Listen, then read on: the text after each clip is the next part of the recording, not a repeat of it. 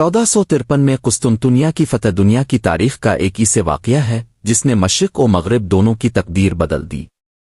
یہ وہ دن تھا جب بازنطین سلطنت کا خاتمہ ہوا اور عثمانی سلطنت ایک عالمی طاقت بن کر ابھری۔ اس عظیم کارنامے کے پیچھے وہ نوجوان فرمانروا تھا جسے دنیا آج سلطان محمد فاتح کے نام سے جانتی ہے۔ قسطنطنیہ جو آج استنبول کہلاتا ہے، صدیوں سے مشرقی رومی سلطنت کا دارالحکومت اور تجارت، علم و ثقافت کا مرکز تھا۔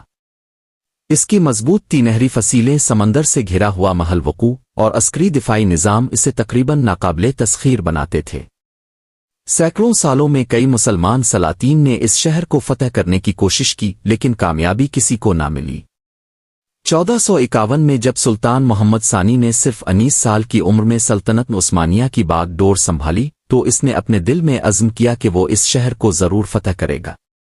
قرآن مجید میں مذکور بشارت اور رسول اکرم کا فرمان کہ تم ضرور قسطنطنیہ فتح کرو گے اور وہ بہترین امیر اور بہترین لشکر ہوگا جو اسے فتح کرے گا، محمد فاتح کے لیے ایک روحانی تحریک بن گیا۔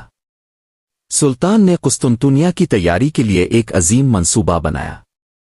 اس نے شہر کے شمال میں رومیلی حصار کے نام سے ایک مضبوط قلعہ تعمیر کروایا تاکہ بحیرہ باسفورس پر مکمل قبضہ حاصل کیا جا سکے۔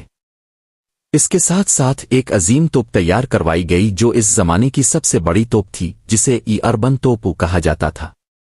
یہ توپ بازنطین دیواروں کو توڑنے کی طاقت رکھتی تھی۔ اپریل 1453 کو سلطان محمد فاتح نے قسطنطنیہ کا 6 محاصرہ شروع کیا۔ بازنطین افواج نے بھرپور مزاحمت کی اور شہر کے دفاع میں یورپ کے کچھ عیسائی سپاہی بھی مدد کے لیے آئے، مگر عثمانی لشکر کی تعداد، نظم و ضبط اور جدید اسلحہ بازنطینیوں پر بھاری تھا۔ 53 دنوں کے طویل محاصرے کے بعد 29 مئی 1453 کو قسطنطنیہ بالآخر فتح کر لیا گیا۔